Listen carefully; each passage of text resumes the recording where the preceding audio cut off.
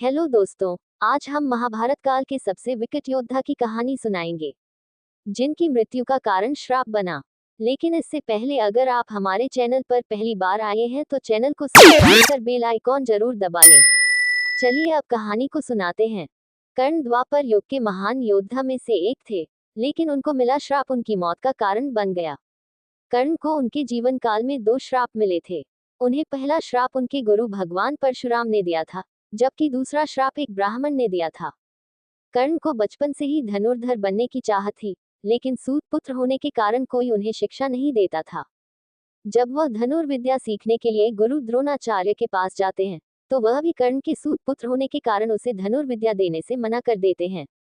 इससे कर्ण निराश होकर भगवान परशुराम के पास पहुंच जाते हैं, लेकिन भगवान परशुराम भी सिर्फ ब्राह्मणों को ही शिक्षा देते थे।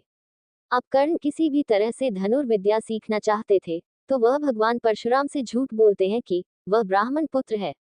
भगवान परशुराम भी कर्ण को ब्राह्मण पुत्र समझकर उसे शिक्षा देने लगते हैं। जब कर्ण की शिक्षा खत्म होने वाली होती है, तब एक दिन उनके गुरु भगवान परशुराम दोपहर के समय कर्ण की जंघा पर सिर रखकर आराम कर रहे होते हैं। थोड़े समय बाद वहां एक बिच्छू आता है, जो कर्ण की जंघा पर काट लेता है। अब कर्ण सोचते हैं कि अगर वह हिला या बिच्छू को हटाने की कोशिश की, तो गुरु परशुराम की नींद टूट जाएगी। इसलिए वह बिच्छू को हटाने की बजाय उसे डंक मारने देते हैं। कर्ण काफी समय तक बिच्छू के डंक से होने वाले दर्द को सहते रहते हैं। फिर जब कुछ समय बाद गुरु परशुराम नींद से उठते हैं, तो वह देखते हैं कि कर्ण की जांघ से खून बह रहा है। ये देखकर भगवान परशुराम गुस्से में कहते हैं, इतनी सहनशीलता सिर्फ किसी क्षत्रिय में ही हो सकती है।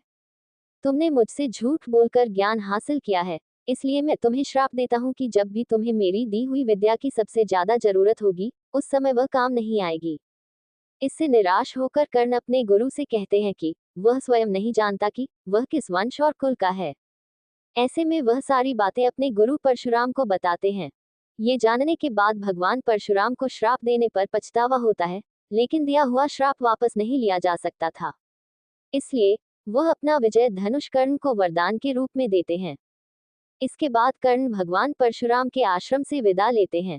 इस घटना के कुछ वर्षों बाद एक दिन कर्ण जंगल में किसी अत्याचारी राक्षस का पीछा कर रहे होते हैं। वह राक्षस को निशाना बनाते हुए उसे मारने के लिए बाण चलाते हैं, लेकिन राक्षस अचानक गायब हो जाता है और बाण दलदल में फंसी एक गाय को लग जाता है। बाण लगने से गाय की वहीं पर मौत हो जाती है। उस गाय का स्वामी एक ब्राह्मण होता है, जो गाय की दुर्दशा देखकर कर्ण को वहीं पर श्राप दे देता है। श्राप में ब्राह्मण कहता है कि जिस तरह तुमने एक असहाय गाय को मारा है, ठीक उसी तरह ही एक दिन तुम्हारी भी मृत्यु होगी। आगे चलकर इन दोनों श्राप का प्रभाव महाभारत के युद्ध में नजर आया। युद्ध के दौरान कर्ण के रथ का पहिया दलदल में फंस जाता है। जब कर्ण उसे निकालने के लिए रथ से उतरते हैं, तभी अर्जुन बाण चला देता है, जिससे कर्ण की मृत्यु हो जाती है। दोस्तों, अगर कर्ण की ये कहानी आपको जरा सी भी अच्छी लगी हो तो अपने दोस्तों के साथ कहानी को शेयर करें और चैनल को सब्सक्राइब कर बेल आइकॉन जरूर दबाएं। धन्यवाद।